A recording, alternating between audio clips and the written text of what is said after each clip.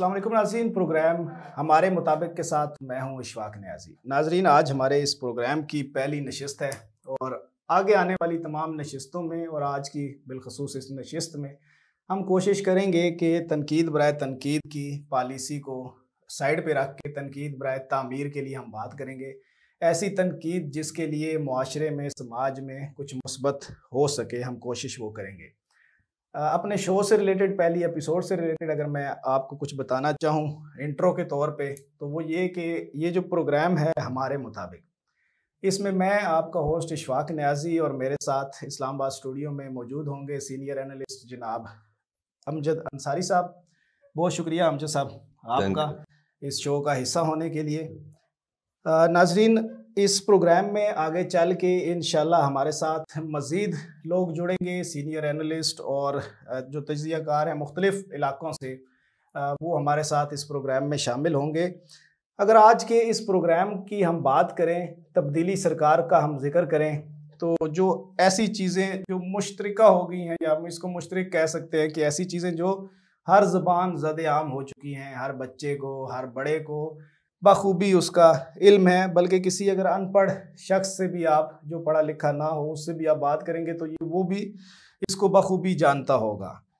मुलाजमतें देंगे, सबसे बड़ा नारा पाकिस्तान तहरीक-ए-इंसाफ का, जिनकी हुकूमत को इस वक्त तकरीबन 3.5 साल से ज़ायद का अरसा, अगर हम 4 साल कहें तो गलत नहीं होगा, 4 साल से करीब का टेन्योर, और इसको अगर हम परसेंटेज में बात करें तो तकरीबन 75%, 75% जो टेन्योर है, जो दौरानिया है हुकूमत का, वो गुजर चुका है। 25% रह गया है। और इमरान खान साहब कहा करते थे कि 90 दिन में मैं ये करूँगा, 90 दिन में मैं वो करूँगा, 90 दिन में तब्दीली आपको नज़र आएगी। और इमरान खान साहब कहा करते थे कि मैच का पहला ओवर ही ऐसा होता है कि जिससे पूरे मैच की समझ आ जाती है कि मैच किस तरफ जाएगा, या उस बॉलर की जो पहचान है वो पहली बॉल से ही पता लग जाती है। तो मेरे ख्याल में मुझे ये कहने की ज़रूरत नहीं है कि पाकिस्तान की आवाम को जिस जरदारी से, जिस नवाज शरीफ से, जिस मौलाना फजलुर रहमान से, जिस सिराजुल हक से, जिस परवेज़ इलाही से, या MQM से, या किसी भी अपोजिशन की जो पार्टीज़ हैं, ये तो काफ लीग और MQM तो इनके इत्तेहादी भी हैं। बहरहाल जो अपोजिशन में इस वक्त बड़ी जमातें हैं, जिन पाकिस्तानी अवाम को इनके साथ नफ़रत थी, शदीद नफ़रत, ये इमरान खान साहब का सहरा उनके सर जाता है कि उनसे भी उस अवाम को मोहब्बत करा दी गई है। कि मतलब जो जरदारी अगर किसी को एक आंख नहीं भाता था, तो आज इमरान खान साहब की कारकर्दगी को देखकर उस जरदारी से मोहब्बत नहीं, इश्क हो चुका है पाकिस्तानी अवाम को। मुलाजमतों की अगर हम बात करें तो इनका सबसे बड़ा नारा था कि 1 करोड़ मुलाजमतें देंगे। जनाब, 1 करोड़ मुलाजमतें देने की तो दूर की बात, इन्होंने जो बेरोज़गारी फैलाई है, जो प्राइवेट सेक्टर में या जो गवर्नमेंट सेक्टर में इन्होंने लोग टर्मिनेट किए हैं, निकाले हैं, वो तकरीबन 1 करोड़ से ज़ायद की मेरे ख्याल में तादाद हो चुकी होगी। जो 1 करोड़ लोग इन्होंने 1 करोड़ से ज़ायद नौकरियों से निकाला है। घर देंगे इन्होंने कहा था, इन्होंने लोगों से घर ले लिए हैं तजावज़ात के नाम पे मुख्तलिफ़ तरीक़ा से। बिजली के बिल ना जमा कराओ, बिजली महंगी, बिजली पे टैक्स। और इमरान खान साहब कहा करते थे कि जी बिल थोड़ा होता है, ये नीलम जैलम सरचार्ज और ये सरचार्ज और ये तो ये, और ख़ास तौर पे कि जी मदरसे में, मस्जिद में, मंदिर में, चर्च में PTV की फ़ीस आती है बिल के ऊपर। तो अभी वो कहाँ गई हुकूमत? सूबा सराकी बनाएंगे, कहाँ गया सूबा सराकी? मेरिट की बात करते थे, कहाँ गया मेरिट? जहाँ जाएँ बेड़ा गर्क है पूरे पाकिस्तान के हर डिपार्टमेंट का। हस्पतालों की, सेहत की आप अगर बात करें तो इतना बुरा हालत है गवर्नमेंट हॉस्पिटल्स का कि जो आज से पहले कभी ज़िंदगी में नहीं था। अद्वियात की अगर आप बात करते हैं, जितनी महंगी अद्वियात इनके दौर में है, 300% इनकी हुकूमत आने के बाद इंक्रीज़ हुई हैं। तालीम की बात करते हैं, म्यारी मुसावी तालीम, मदरसा और जो O लेवल, A लेवल, और पाकिस्तान की जो पंजाब टेक्स्ट बुक बोर्ड की तालीम है, इसको हम एक म्यार में लेके आएंगे। कहाँ गए नारे? पुलिस को बेहतर करेंगे।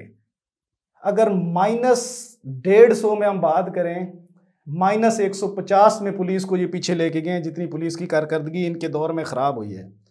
कारोबार बेड़ा गर्क, मईशत बेड़ा गर्क, डॉलर आपके सामने, कर्ज नहीं लेंगे। जितना इन्होंने कर्ज लिया मेरे ख्याल में पाकिस्तान की तारीख में आज तक किसी ने कर्ज नहीं लिया होगा। डॉलर की पहले मैं बात कर चुका हूँ, इनकी हुकूमत में डॉलर पाकिस्तान की बुलंद तरीन सतह पर रिकॉर्ड पहुँच गया। करप्शन की अगर हम बात करें तो इस वक्त पाकिस्तान में जो इमरान खान साहब ट्रांसपेरेंसी इंटरनेशनल और इस तरह की तंजीमों की मिसालें दिया करते थे, उनको अब ये मानते ही नहीं है। वो कहते हैं जी वो तो बकवास करते हैं जी। उन्होंने कहा है कि जी करप्शन अब पाकिस्तान में सबसे ज़्यादा है। वज़रा की अयाशी, वज़ीरों मुशीरों की जो बादशाहत है वो आपके सामने है। रियासत मदीना का इनके मुंह से कहना ही मुनासिब नहीं लगता। रियासत मदीना ये कहते हैं तो सामने देखने वाले का बीपी हाई हो जाता है, चाहे वो मौलवी हो या एक आम बंदा हो। प्राइस कंट्रोल कमेटी और प्राइस कंट्रोल इतनी नाकाम हो चुकी है कि इसके ऊपर अगर हम 4 एपिसोड्स करें तो सिर्फ प्राइस कंट्रोल के ऊपर चली जाएंगी। सादगी इमरान खान साहब की, सादगी, बस इसी को चाटते रहें, सादगी को माजरत के साथ। डिबेट को आगे लेके चलते हैं। हमारे साथ स्टूडियो में मौजूद हैं सीनियर एनालिस्ट जनाब चलें इसको मैं कट कर लूँगा, जनाब अमजद अंसारी साहब। अमजद साहब once again thank you so much for joining, और इंशाल्लाह आगे साथ रहेगा, ज़िंदगी रही बशर्ते ज़िंदगी, तो आगे हम इस शो को लेके चलेंगे। क्या कहेंगे ये जो मैंने एक लंबा चौड़ा इंट्रो कर दिया है पहली एपिसोड में, अगर आज हम सिर्फ एक तकाबली जायज़ा लें थोड़ा सा इमरान खान की और पाकिस्तान तहरीक इंसाफ की हुकूमत पे, तो क्या कहेंगे? बिस्मिल्लाहिर्रहमानिर्रहीम।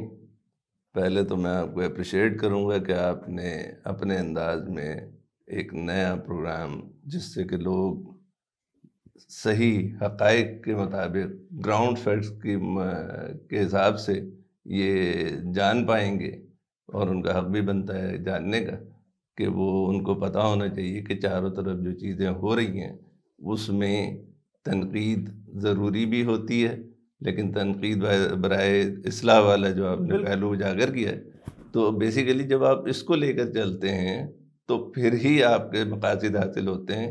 क्योंकि अगर आपने इस बेसिक फैक्ट से हटते हैं तो यकीनन आपकी डायरेक्शन कभी सही नहीं होगी। वो मुखासमत भी रखी जाती है, लेकिन बेसिकली आपका टारगेट होता है मुल्क, कि हम पाकिस्तानी हैं, पाकिस्तान में बसने वाले हर शख्स को यह हक़ हासिल है कि वो एक अच्छी ज़िंदगी गुजारे, अच्छे माहौल में उसको रहने के मौक़े मिलें, उसके बच्चे और उसके तमाम लोग जो सोचते हैं, जिस तरह ड्रीम करते हैं। उनके एक जो पीटीआई की गवर्नमेंट आई थी या उससे पहले तमाम गवर्नमेंट जो भी आते हों, फौजी या गैर फौजी, सिविलियन, जमहूरी, गैर जमहूरी, लेकिन हम सब मेरे ख्याल में जितनी तवक्कुआत इमरान खान से थी अवाम की, मेरे ख्याल से मुझे नहीं लगता कि आज से पहले, आप ज़्यादा मुझसे एक्सपीरियंस रखते हैं और उम्र के हिसाब से भी, कि मुझे नहीं लगता कि आज से पहले जितनी भी हुकूमतें अदवार आए हैं किसी को, अवाम को उन पर इतनी तवक्कुआत होंगी जितनी इमरान खान पे थी। इसमें तो शक वाली कोई बात ही नहीं है। अगर पाकिस्तान को भुट्टो साहब के बाद कोई बाकायदा जिसका करिश्माती शख्सियत वाला कोई लीडर नज़र आ रहा था आने से पहले, तो इसमें कोई शक वाली बात नहीं है कि वो इमरान खान को बिल्कुल उसके हम पल्ला ही लीडर गिरदान रहे थे। लेकिन ज़ाहिर परफॉर्मेंस दुनिया का एक ऐसा पैरामीटर है जिसको रद्द नहीं किया जा सकता है। जब भी आप देखेंगे हर शख्स अपने मामलात को देखता है रिजल्ट ओरिएंटेड, जो दिखता है वो बिकता है। जो अब अगले इलेक्शंस में ये क्या बेचेंगे, क्या मंजन बेचेंगे, क्या इनके पास मोटो होगा। पिछले इलेक्शंस में तो इनके पास एक नए थे, कहते थे जी तब्दीली, हम ये करेंगे। अब तो लोगों को तब्दीली के नाम से भी नफरत हो चुकी है। सच्ची बात है कि अगर मैं अभी आपको कुछ आदादो शुमार का बिला वजह की जो है ना एक तफसील बताने बैठ जाऊं, तो वो ना किसी का इंटरेस्ट है, ना ही उसके आदाद शुमार को कोई तस्लीम करता है। अगर वो अपोजिशन उसको लेके दौड़ पड़ती है और हुकूमत के पास उसकी कोई लॉजिक कोई मौजूद होती है, लेकिन अवाम को सिर्फ और सिर्फ इससे गर्ज होती है कि उन्हें क्या मिला। क्योंकि जमहूरी हुकूमतों में जमहूरियत सिर्फ अवाम की होती है, जमहूर के ज़रिए होती है और जमहूर के लिए होती है। अगर वो चीज़ कॉन्सेप्ट अच्छा, हम जैसा कथा कलामी के लिए माजरत, पटवारी की जो डेफिनेशन इमरान खान साहब और इनकी जमात पाकिस्तान तहरीक इंसाफ देती थी कि पटवारी, ये नून लीग के कारकुनान को पटवारी कहते थे, और उस पटवारी का मफहूम ये था कि नवाज शरीफ, शहबाज शरीफ या वो जो पूरी एक उनकी टीम है, उनमें से जो भी वो कहेंगे उस पर उन्होंने लब्बैक कहना है विदाउट एनी रिसर्च कि हमें मंजूर है जी, मतलब पटवारी जी पक्के, हम बिल्कुल एक उस पर। तो अभी जो फैक्ट्स एंड फिगर्स अगर इनको दिखाए जाते हैं इस तरह करके कि जी ये फैक्ट्स एंड फिगर्स हैं, ये रिपोर्ट्स हैं, ये चीज़ें हैं, ये इनके वुज़रा टॉक शोज में बैठ के उसको डिनाई कर देते हैं, मानते ही नहीं है। इनका जो आम वर्कर है, जो नज़रियाती थे वो तो छोड़ चुके हैं इनको, जो समझदार थे वो साइड पे हो गए हैं। उनको पता लग गया था शुरू में ही कि जी ये ऊँट किस तरफ करवट लेगा। तो जो नहीं समझते इनके वुज़रा भी, और अभी भी कुछ लोग हैं वो कहते हैं नहीं जी इमरान खान साहब ठीक हैं जी, ये है। तो मतलब पटवारी की फिर डेफिनेशन इन पे भी बैठती है कि ये भी फिर पटवारी हैं। देखें, जो पुराने सियाने कहते थे कि आवाज़ खल्क को नक़ारा खुदा समझा जाए, ये बिला वजह नहीं था। ये हमारे माशरे में सदियों का निचोड़ है कि हमें इस तरह ही चीज़ों को देखना होता है। जब आप जमहूर की बात कर रहे हैं तो जमहूर ने ही फैसला करना है कि वो आसानी में है, वो कंफर्ट जोन में है, या वो मुश्किलात में। सर आपको क्या लगता है अपने पर्सनल ओपिनियन में, अपने एक्सपीरियंस के हिसाब से, कि आज तक जितनी भी हुकूमतें आई हैं, जितने भी अदवार गुजरे हैं, उनमें जमहूर से कोई सिलेक्ट हुआ है अवाम की पावर से, अवामी राय से? आपको को लगता है? वो दो बातें तो कुछ ऐसी चीज़ें हैं जिनको इधर बयान करना मुमकिन तो है, लेकिन ये कि मुनासिब नहीं है। तो उस हवाले से देखा जाए तो तमाम इससे पहले भी 70 साल से भी सबको पता है, ओपन सीक्रेट की तरह, कि भाई क्या क्या मामलात रहे हैं।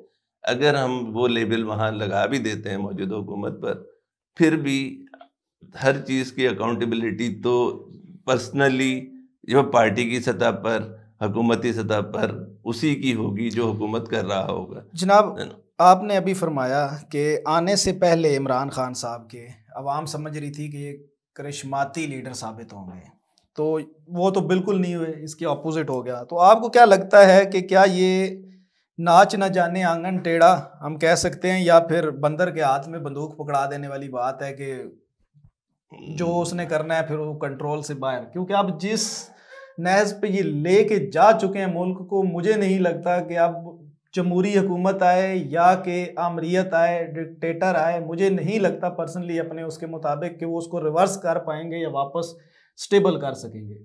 देखें, इस वक्त तो फिर अगर ऐसी सिचुएशन जो कि बज़ाहिर नज़र आ रही है, अगर ऐसा होता है तो फिर सबकी जिम्मेदारी हो जाएगी। ये तो सबकी इज्तिमाई जिम्मेदारी होगी, पूरी कौम की, तमाम सियासी पार्टियों की। लेकिन उसके अंदर जो मौजूदा हुकूमत है उसको अपने गिरेबान में ज़रूर झांकना होगा, अपना खुद एहतसाबी का अमल बढ़ाना होगा। उसके हिसाब से अगर वो नहीं करते हैं, जो आपने अभी शुरू में बताया, से तालीम, लोन, सर बेसिक हम इसकी बात ही नहीं करते, जॉब्स की, घरों की, बिजली की, हम बेसिक बात करते हैं। जो एक मजदूर, एक गरीब या फिर एक करोड़पति, सब की ज़रूरत है।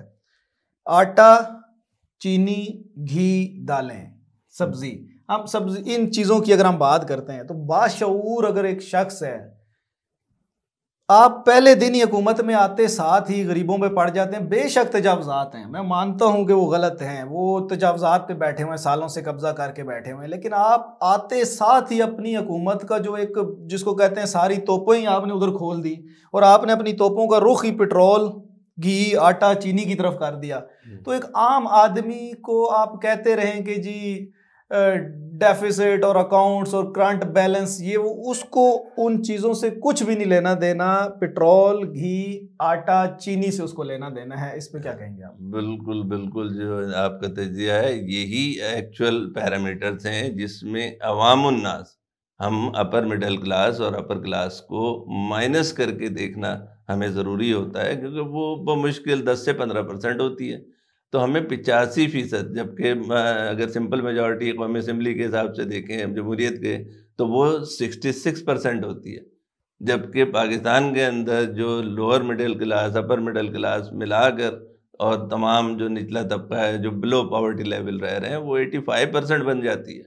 अब 85% को अगर हम मुतमईन करने की कोशिश भी नहीं कर रहे, कोशिश करते हुए नजर भी नहीं आ रहे।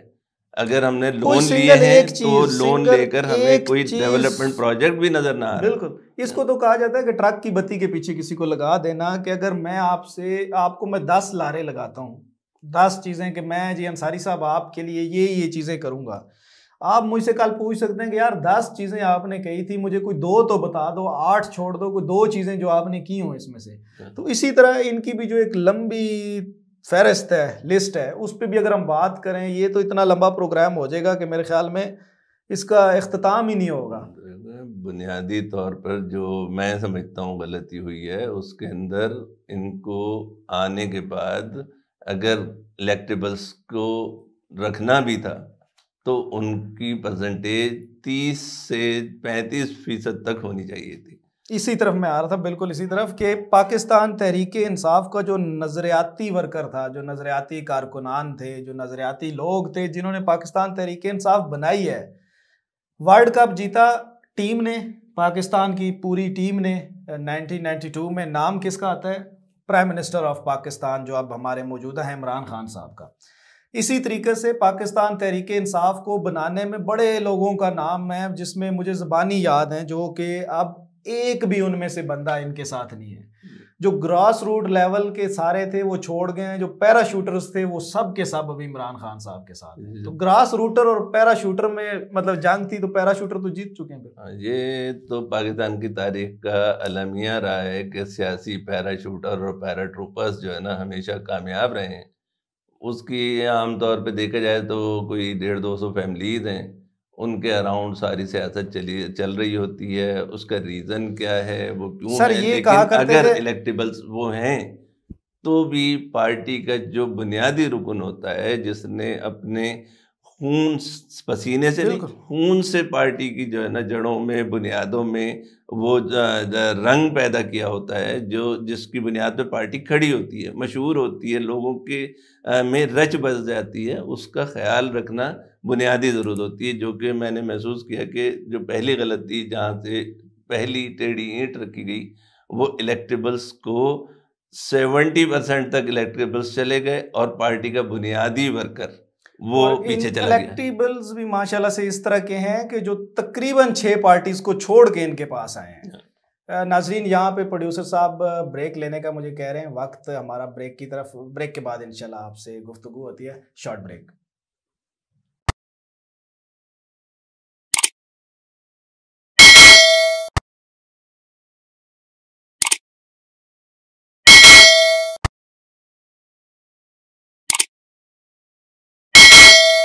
वेलकम बैक नाजरीन, हम बात कर रहे थे कौम की बेटियों को सड़कों पर नचाने के बाद रियासत मदीना का कॉन्सेप्ट, तसव्वुर और दावा पेश करने वाली हुकूमत और जनाब वज़ीर आज़म पाकिस्तान इमरान अहमद ख़ान नियाज़ी साहब की परफॉर्मेंस पर, कारकर्दगी पर। नाजरीन, ब्रेक के बाद इस सेगमेंट में हम बात करेंगे तहरीक अदम एतमाद पर, इमरान खान साहब का अवाम के साथ ताल्लुक़ और अवाम का गम और गुस्सा इमरान खान साहब के साथ। पाकिस्तान तहरीक इंसाफ में जो शामिल हुए, जो भी शामिल हुआ, उन्होंने क्या खोया क्या पाया, इस पे बात करेंगे। और मीडिया पर पाबंदी, इसकी हम इस सेगमेंट में इस पर बात करेंगे। सबसे पहले अंसारी साहब बात करते हैं अदम एतमाद की। अदम एतमाद पर अगर हम बात करें तो एक तो है अदम एतमाद जो अभी MPAs और MNAs ने असम्बली में इमरान खान साहब के ख़िलाफ़ और उनकी हुकूमत के ख़िलाफ़ पेश करनी है। दूसरा जो इससे ज़रूरी मैं समझता हूँ वो ये है कि जो 2023 में अवाम ने अपना राय इस्तेमाल करनी है इलेक्शंस की सूरत में, इंतखाबात की सूरत में, अपनी वोट की सूरत में, बहुत अच्छा पॉइंट आपने उठाया है। एक्चुअल पॉइंट ही यही है। तो आपको क्या लगता है कि अभी की जो अदम एतमाद है ये कामयाब होगी? 2023 वाली जो अदम एतमाद जिस उम्र में हम बात कर रहे हैं वो किस तरह से आप जिस तरह लेजिस्लेशन हो रही है सेनेट में, कौमी असम्बली में, और अपोजिशन का जो रोल नज़र आ रहा है, तो अगर अदम एतमाद की तहरीक और ये जो जुलूस जलसे वो अगर उनका वही अंजाम होगा तो भी कोई हम उसको पहले फोर्सी कर सकते हैं। लेकिन जो असल आपने सवाल उठाया है, बेसिकली बुनियादी तौर पर वही इम्पोर्टेंट है जिसमें हमें ये देखना होता है कि लोग क्या सोचते हैं। लोग क्या कहते हैं, क्या लोग सड़कों पर निकलेंगे? इमरान ना खान साहब तो निकलें, कहते हैं जी लेकिन मैं वोट सड़कों पे देंगे या नहीं? निकलूंगा तो अवाम हुकूमत के लिए मैं परेशान कर दूंगा, मतलब इसको अपोजिशन को, अगर मैं पहला वजीर आजम है जो रोड पे निकलने की बात करता है। तो ये तो बिल्कुल ऐसी ही बात है जैसे आप कह रहे हो कि शीशे के कमरे में बैठकर पत्थर मारने वाली बात होती है। इससे तो कच्चे जहन की अक्कासी होती है। मेरा ख्याल है कि अगर बहुत सारे मौक़ों पर जर्मनी और जापान की सरहदों को मिलाने की तरह अगर इसी तरह आप कुछ इस तरह के बयानात देते रहेंगे तो उससे आप अनाड़ीपन का मैसेज ग्राउंड पे जाता ज़रूर है, लेकिन क्या लोग इसको अफोर्ड कर सकते हैं अंसारी कि साहब, हम किसी इसको अनाड़ी को इसको दोबारा मौका दिया जाए? मुख्तसर वक्त में हम इसका ये समअप इसको इस तरह कर सकते हैं कि अभी की जो अदम एतमाद है, आप मेरे ख्याल में इसी तरफ ये कहने का इशारा कर रहे हैं कि अभी की जो अदम एतमाद है इस पे तो हम कुछ नहीं कह सकते, क्योंकि ये सियासत है और सियासत में कोई हरफ आखिर नहीं है। चाहे वो जहांगीर तरीन हो, चाहे वो चौधरी बरादरान हो, अपने मुफादात के लिए कोई कुछ भी कर सकता है। तो इस पे तो हम ये नहीं कह सकते कि जी इमरान खान साहब जानने वाले हैं और उनके 1-2 दिन हैं, लेकिन ये चीज़ हमें नज़र आ रही है कि जो इनकी कारकर्दगी है, जो इन्होंने पिछले 4 साल में 3.5 साल के अरसे में कारकर्दगी दिखाई है, उसको देखते हुए 2023 के इलेक्शंस में इनके साथ क्या होना है और अवाम ने किस तरीके से अदम एतमाद की तहरीक को पास करना है, वो चीज़ हम इसमें देख सकते हैं। चौधरी बरादरान न्याजी साहब, चौधरी बरादरान बहुत मंजे हुए लोग हैं। इस स्टेज में वो कुछ भी वाज़े तौर पर ऐलान नहीं करना चाहेंगे, मुझे ऐसा लगता है, लेकिन हो सकता क्योंकि है कि उनकी अपनी अवाम समझती है इस वक्त पटवारियों के अलावा, पटवारी मैं यहाँ पे पीटीआई के सपोर्टर्स को कह रहा हूँ, उनके अलावा जो अवाम समझती है कि पाकिस्तान तहरीके इंसाफ की हुकूमत के ख़िलाफ़ इस वक्त निकलना वो एक जहाद है, और ये जहादी होंगे। कातल लीग जो इनको कहा करते थे, ये कातल जहादी होंगे अगर इमरान खान साहब से और पाकिस्तान तहरीके इंसाफ से जान छुड़ा दें अवाम की। नहीं, जो है ना, मजबूरी ये है कि उस सब के बावजूद भी अगर आप पिछले दिनों देखेंगे तो चौधरियों ने बहुत अच्छा गेम खेल कर न सिर्फ बलूचिस्तान की हुकूमत ले ली, बल्कि मरकज़ में एक और वजारत भी ले ली। और जो उनके अब परवेज़ इलाही साहब के बाद किसी ने अगर गद्दी संभालनी है तो वो मुनीस इलाही साहब ये हैं। पहले कातिल हैं जी, ये पहले कातिल हैं काफ लीग वाले, जिनको इमरान खान साहब कातिल कहा करते थे। उस दिन शाइये में क्या फरमाया इमरान खान साहब ने कि चौधरी शुजात हुसैन साहब मंझे हुए सियासतदान हैं, और जो उनकी सोच और समझ है वो किसी सियासतदान में पाकिस्तान के बहुत कम लोगों में इस तरह की होती। खैर भाई ये लंबी बहस है, इतना नहीं बढ़ते कि हमें भी नोटिस आया हो जी, थोड़ा सा जान की तो अमान पाते हैं और आगे बढ़ते हैं। अर्श से फर्श पर गिरना, नाजरीन, कि अर्श से फर्श पर गिरने की प्रैक्टिकली क्या अहमियत है। हमारे पास वक्त मुख्तसर है और टॉपिक्स हमारे पास ज़्यादा हैं, इसलिए जल्दी जल्दी इसको सम अप करेंगे।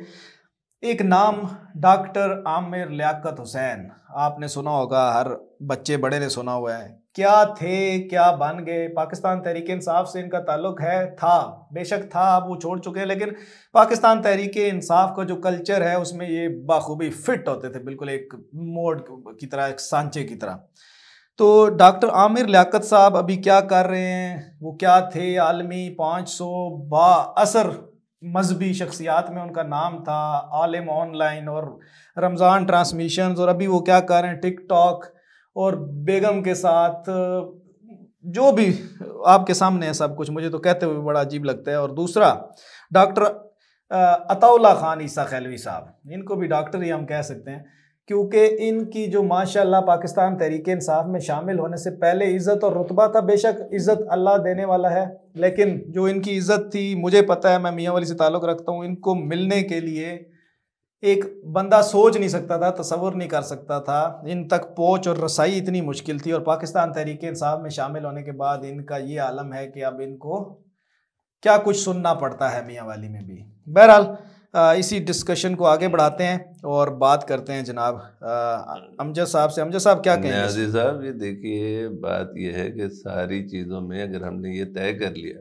कि हक़ाइक़ से हटकर सिर्फ चर्ब ज़बानी से चीज़ों को जस्टिफाई कर दिया जाएगा तो अवामी सोच उसके साथ नहीं चल सकती। अवामी सोच तो मसाइल के साथ चलती है। गो के मसाइल तरक्की याफ्ता ममालिक में भी हैं, ये जो है हमारे जैसे मालिक में बहुत ज़्यादा होते हैं। किसी के लिए भी, ना पार्टी के लिए ना इंडिविजुअल्स के लिए मुमकिन नहीं होता कि वो उन सारों को हल कर पाए। लेकिन अगर वो उनको लगे अवाम को कि वो कल पोजीशन उनकी आज की निस्बत बेहतर थी मतलब कुछ और नजर कल आना को चाहिए ना। मजीद खराब होने का इम्कान नजर आ रहा है, तो वो तो फिर अदम एतमाद की तहरीक वोट की सूरत में भी दे सर सकता है। 10 में से कम से कम 5 नंबर तो होने चाहिए ना। ये तो ना, माइनस में जा रही है कारकर्दगी, देखने एक आम देखने वाले की नजर में। तो इसीलिए फिर जब शीशे के कमरे में बैठ के आप ये काम करेंगे तो चरब ज़बानी से मसाइल हल नहीं होंगे। बिल्कुल। डॉक्टर आमिर लियाकत हों या शिबली सर फराज इनको हों इनको तो हम या छोड़ते हैं, ये तो छोटे हाँ, नाम हैं। हम आगे बढ़ते हैं बड़े नामों की तरफ। इमरान खान साहब के साथ शामिल होकर पाकिस्तान तहरीक इंसाफ में जिन शख्सियात ने अपने वालिदैन का नाम खराब किया, जो कौमी असासा थे, जो एक लेजेंड्स थे पाकिस्तान के, जो एक अहमियत के आमिल, उनका एक मुकाम था। वलीद इकबाल साहब पाकिस्तान तहरीक इंसाफ में शामिल हैं। इलामा इकबाल साहब के पोते, डॉक्टर इलामा इकबाल साहब के पोते, जस्टिस जफ़र इकबाल साहब के साहबजादा। इन्होंने क्या किया अपने बाप दादा की, इस पे हम बढ़ते ही नहीं है, मैं सिर्फ नाम लेता हूँ, आप खुद समझदार हैं, समझ जाएंगे। शिबली फराज साहब किस मनसब पे हैं, क्या किया। अहमद फराज साहब क्या थे, उन्होंने क्या नाम कमाया, सेल्फ मेड, इन्होंने क्या किया आपके सामने है। सानिया नश्तर की हम बात करें तो किस ख़ानदान से, किस बाप दादा की औलाद, और क्या किया। इमरान खान साहब के बकौल तो बहुत कुछ किया, लेकिन ग्राउंड लेवल पे प्रैक्टिकली क्या किया आपके सामने है। अमजद अली खान साहब डॉक्टर शेर अफगन साहब के साहबजादा, मियाँ वाली से इनका ताल्लुक़ है, MNA है मियाँ वाली के। इन्होंने क्या किया, इनके वालिद साहब आइंदान, बड़ा कुछ किया उन्होंने मियाँ वाली के लिए। इन्होंने क्या किया, दीगर बहुत से नाम शामिल हैं जिन्होंने पाकिस्तान तहरीक इंसाफ में शामिल होकर अपना नाम तो ख़राब किया ही किया, अपने आबाओ अजदाद का जिनका एक मुकाम था उनको भी ख़राब किया। मुझे साहब क्या कहेंगे इस पे? साहब यही बात है जो आपने बात तो पहले सच है, लेकिन बात है रसवाई की। जो आपने नुक्ता पहले उठाया था वो इस पर भी वैलिड है। रियासत मदीना एक मुकद्दस मुतबर्रिक नाम था, आपने उसको सर मैं पब्लिक में यहाँ पे खराब आपको कर दिया। इंटरप्ट करूंगा। यहाँ पे मुझे बड़ा अच्छा एक याद आ गया कि वो एक मीम्स आजकल बनी हुई है कि जी पाकिस्तान तहरीक इंसाफ को वोट देने के लिए 1 दबाएं, तहरीक इंसाफ को वोट देने के लिए 2 दबाएं, इमरान खान को वोट देने के लिए 4 दबाएं, बल्ले को वोट, मतलब देना आपने इमरान खान साहब को ही है। तो ये मुझे इस पर एक बड़ा अच्छा शेर याद आया, शेर का एक मिसरा याद आया कि इमरान खान साहब कहते हैं कि एक शर्त पे खेलूंगी पिया प्यार की बाजी, एक शर्त पे खेलूंगी पिया प्यार की बाजी, जीतूं तो तुझे पाऊं, हारूं तो पिया तेरी। दोनों लिहाज से ऐसी ही सिचुएशन अब पैदा हो गई है। ये जितने मोहतरम नाम जिनके वालिदैन जिनके ख़ानदान पाकिस्तान में प्रोमिनेंट थे, अब वो थे, माशरे मतलब एक उसको हम कह सकते हैं में कि उनको किन लोग नज़रों से लोग देख रहे हैं। वाकई थे, मतलब नाम लेने से खाली नहीं, एक वाकई उनका एक मकाम था। यकीनन यकीनन उसमें मकाम उनका अब अल्लामा कंट्रीब्यूशन थी इकबाल बिल्कुल। किसी तारीफ का मोहताज नहीं है। अगर कायद अज़म के साथ किसी का नाम बराबरी की बुनियाद पर लिया जा रहा होता है तो वो अल्लामा इकबाल हैं। वो सिर्फ शायर नहीं थे, मुस्लिम लीग के अब इब्तदाई दौर के कायद अज़म से भी पहले वो सदर रहे मुस्लिम लीग के, और उनका एक ख़ानदान, उनका एक रुतबा, उनकी तालीम, उनका एक मिजाज, वो सारी चीज़ें लोगों को अजबर हैं, माशरे में उनका एक मकाम है। लेकिन अब सर अगर उनके एक चीज तो पोते मुश्तरक है ना, थोड़ी सी आकर मिलती जुलती है कि इलामा साहब ने किताबें लिखी हैं और इमरान खान साहब के ऊपर किताब लिखी की है जनाब रेहाम खान साहिबा ने। नहीं, वो रेहाम खान साहिबा तो कोई हम तो उनसे पहले भी मुतासर नहीं थे और अभी भी समझते हैं कि भाई ये कोई क्राइटेरिया के उसमें आती नहीं है। हाँ, जो लोग संजीदा लोग हैं, संजीदा लोग जो बातें करते हैं उनको संजीदगी से लिया जाए, और वो अब संजीदगी से आगे निकल कर परेशानी की तरफ जा रहे हैं। वो लोग जो पाकिस्तान के बारे में सोचते हैं, जो पाकिस्तान की मईशत के बारे में सोचते हैं, जो पाकिस्तान की सियासत के बारे में सोचते हैं, जो पाकिस्तान को ऊंचा देखना चाहते हैं, हमें ये देखना होता है, हमें ये मेंटेन करना होता है कि उनके नज़रियात आपसे मुख्तलिफ ज़रूर हो सकते अच्छा हैं, अंसारी लेकिन साहब, उनको कोई होप नज़र आनी चाहिए। अंसारी साहब ब्रेक की तरफ चलेंगे, एक ब्रेक छोटा सा यहाँ शामिल करेंगे। ब्रेक पे जाने से पहले मुझे एक चीज़ का आप जवाब देते चलें कि क्या आपको लगता है कि इमरान खान साहब जब रात को लेटते होंगे बेड पे तो 1 सेकंड के लिए, 2 सेकंड के लिए, 1 मिनट के लिए सोचते होंगे कि यार ये, या उनको पता होगा कि मैंने क्या किया है आवाम के साथ, क्या हालात हैं इस वक्त आम आदमी के, मुझे क्या तस्वुर किया जाता है बाहर, मेरी क्या इमेज है आवाम के अंदर। जो अपनी पार्टी के लोग थे, जो समझ लें कि बानी रुकन थे, और ऐसे ऐसे लोग जो नाम सुनना पसंद नहीं करते थे अपोजिशन जमातों के, अभी जो हैं अभी वो उनके फ़ैन हो चुके हैं इनकी वजह से, इनकी। तो इस पे जाते जाते एक छोटा सा, बेसिकली ये जो नुक्ता आपने उठाया ना, बुनियादी नुक्ता यही है। इसमें लम्हे फिक्रिया पार्टी के लिए, लोगों के लिए और पार्टी लीडर के लिए कि जो बुनियादी रुकन थे शुरू से उनके साथ अख्तलफी होती रही, और जो बाकी बाहर के लोग लाए गए इलेक्टेबल्स के नाम पर, उन्होंने बिल्कुल पार्टी को, पार्टी के लोगों को न जगह बनने दी, और पब्लिक इमेज का जो इस वक्त हालत बनी है उसको देखना चाहिए। और मेरा ख्याल है कि सिर्फ जो है ना अपने शरीक हयात से बात करने के बजाय आप जो अच्छे लोग हैं, जो माशरे के संजीदा लोग हैं, उनको और उनसे मशवरा करना चाहिए।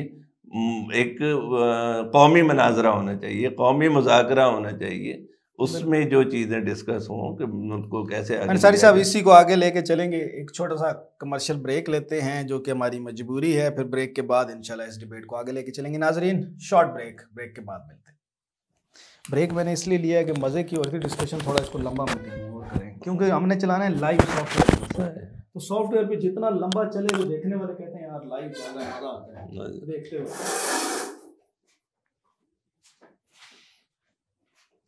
क्योंकि जब लाइव करेंगे ना ग्रुप।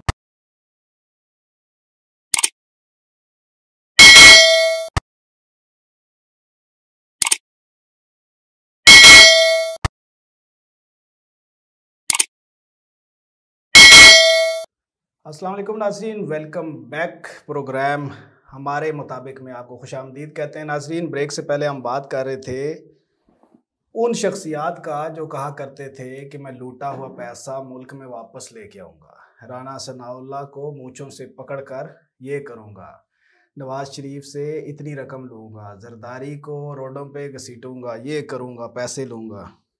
कहाँ गए पैसे, कितनी रिकवरी हुई 4 साल में, इस पे बात करेंगे।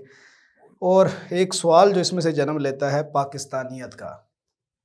किसी को आप पाकिस्तान के अंदर जिस मर्ज़ी अल्फाज में उसको याद करें, उस पर बात करें, लेकिन जब आप पाकिस्तान से बाहर जाते हैं तो वहाँ पे आपको पाकिस्तानियत दिखानी होती है। यूनाइटेड नेशन की असम्बली में जब आप कहें कि जी जरदारी चोर, नवाज शरीफ डाकू, हुकूमत आपकी, टका एक आपने रिकवर नहीं किया, बाहर मुल्कों में इमेज आप पाकिस्तान की ख़राब कर रहे हैं, पाकिस्तानियत की, ग्रीन पासपोर्ट की आप वैल्यू डिवैल्यू कर रहे हैं, या तो कुछ करके दिखाएं, या कम अज़ कम मैं यहाँ पे मौलाना फजल रहमान साहब को, जरदारी साहब को गिरबान से पकड़ूं, उनको बुरा भला कहूँ, उनको गालियाँ दूँ, मेरा राइट है।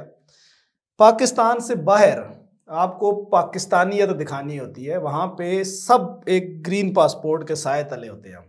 तो इस पे अमजद साहब आपकी तरफ बढ़ूंगा। आपने कई मुल्क देखे हैं, बहुत अहम है और नुकता इसलिए अहम है कि ग्रीन पासपोर्ट की इज्जत करना ही हम लोगों के लिए बहुत ज़रूरी है। इसमें अगर आप किसी को मुल्जिम को मुल्जिम ही कहा जाता है, लेकिन अगर आप उसको मुजरिम कहना शुरू कर दें तो इसका मतलब है कि आपका निज़ाम गलत है। और अगर आप अपने इन लोगों को पकड़ नहीं पाते किसी भी वजह से, जो भी वजूहत रही हो, तो जो बात आती है वो इदारों पर आ जाती है, चाहे वो जस्टिस का इदारा हो, चाहे वो कोई और इदारा हो, वो सब बातें वहाँ पे चली जाती हैं। आपने सिस्टम को दुरुस्त करने के लिए जो तरीक़ाकार रखा गया है, जो आपको गुंजाइश दी गई होती है, और आप हुकूमत में होते हैं तो 100% चीज़ें आप डिज़ाइन कर सकते हैं। आपने तो वादे किए थे कि हम डिज़ाइन कर लेंगे, और इतने कम टाइम में करने के वादे किए थे कि जो प्रैक्टिकली शायद उस वक्त भी पॉसिबल नहीं थे, और आज भी साबित हुआ। लेकिन थोड़ा देर से कर देते तो तब भी कह सकते थे कि देर आए दुरुस्त आए, लेकिन अब तो कुछ भी नहीं है। अब तो इलेक्शन का पीरियड शुरू हो गया है। इस वक्त तो अगर आप किसी को कहते हैं कि मैंने ये काम कर दिया है, तो शायद लोग उसको भी उसी सिमत से देखेंगे कि भाई अब इलेक्शन आ रहे थे, नए इलेक्शन में वोट लेने के लिए एक चीज है जो इमरान खान साहब ने कहा था मैं करूंगा, और वो की है। इमरान खान साहब ने कहा था मैं इनको रुलाऊंगा, और उन्होंने रुला दिया है। अब कहा किसके लिए था, रो कौन रहा है, ये अलग बात है। रोने में तो रुलाना उनको था जिन्होंने मुल्क का पैसा लूटा हुआ था। अवाम जब भी रोएगी, अवाम जब भी रोएगी, वो किसी को नहीं देखेगी कि उसका हुलिया कैसा है, वो स्मार्ट लगता है या नहीं लगता है, वो धोती पहने हुए है। सर बॉर्डर के बाहर जब आप होते हैं, बॉर्डर के बाहर हम बात ही नहीं करते दूर की, आप इंडिया में होते हैं फर्ज करें, तो क्या इंडिया में आप जरदारी और नवाज शरीफ के खिलाफ इस तरह की ज़बान इस्तेमाल कर सकते हैं? हालांकि कायदे आज़म मोहम्मद अली जिन्ना को मैं जरदारी और नवाज शरीफ को उनके पाँव की मैल भी नहीं समझता, धूल भी नहीं समझता, लेकिन इस सेंस में कायदे आज़म के बराबर मैं उनको रखता हूँ कि अगर मैं बाहर मुल्क में हूँ मेरे लिए उतनी अहमियत है उनकी। बिल्कुल ऐसा ही होना चाहिए। इसके लिए तो फुट स्टेप हमें फॉलो करने होते हैं जो पूरी दुनिया में हो रहा है। आपका क्लेम है कि हमने जो है ना पूरी महज़ब तरीन दुनिया जो है उसमें हमने तालीम हासिल की है और उनको आपसे ज़्यादा कोई समझता नहीं है, तो वो क्या फुट स्टेप फॉलो करते हैं आज है ना, वो जिस नक्शे कदम पे वो चल रहे हैं, क्या आपने वो फॉलो किए हैं या नहीं, ये इम्पॉर्टेंट है। लेकिन हर चीज़ से ज़्यादा इम्पॉर्टेंट है पब्लिक रिलीफ। सर जो खान साहब कहते हैं कि मुझे क्या ज़रूरत थी, मेरे पास तो ये भी था, मेरे पास तो ये भी था, मैं तो जी दुनिया देखी हुई है, तो भाई फिर क्या ज़रूरत थी आपको सियासत में आने की? जिस मकसद के लिए आप आए थे उसमें तो आप बुरी तरह नाकाम हो चुके हैं। तो एहसान किस चीज़ का वो जताते हैं पाकिस्तानी कौम से? बच्चों की तरह कि जिस तरह लॉलीपॉप किसी के मुंह से खींच लें बच्चे के, तो उस तरह रिएक्ट करता है कि जी मेरे पास तो सब कुछ था, मुझे क्या ज़रूरत थी। नहीं, आपका क्लेम बहुत अच्छा था, आज भी लोग मान रहे हैं। अगर लोगों ने माना है तो आप यहाँ पे बैठे हैं। बिल्कुल। अब जो काम करने का है वो अगर वो करते हुए नहीं पाएंगे तो आपका रिजल्ट वही होगा जो इससे पहले पूरी दुनिया की नॉर्म्स हैं। सर मैंने देखा है इस इलेक्शन में 2013 में और ख़ास तौर पे 2018 में कि वालदैन को, बच्चों को मनाते हुए वालदैन को कि भाई पीटीआई को वोट देना है। जो बुजुर्ग थे जो सदियों से नून लीग और दीगर पार्टीज़ को, उनको मना के कि भाई इस दफ़ा इमरान खान को हमारी खातिर आपने, बच्चों की खातिर आपने इमरान खान को वोट देना है। यूथ की ये बात करते थे, यूथ यूथ यूथ, इन्होंने तो सारे यूथियों का बेड़ा गर्क कर दिया। मतलब कि वो अब रोडों पे बात करने के काबिल रहे, वो जो अपने चारों तरफ। सर मुझे सिंपल सी एक चीज मुझे बताएं, बाकी छोड़ देते हैं हम इसकी डिबेट को ही। मुझे ये बताएं कि आप पीटीआई के एमएन हैं, खुदा न खास्ता आप वोट मांगने निकलते हैं 2023 के इलेक्शंस के लिए, बोलेंगे क्या आप? ये इमरान खान साहब जब कंटेनर पे स्टेज पे आएंगे तो वो क्या कहेंगे कि 2023 में मुझे क्यों वोट दो भाई? कुछ कहने की पोजीशन बनेगी ही नहीं।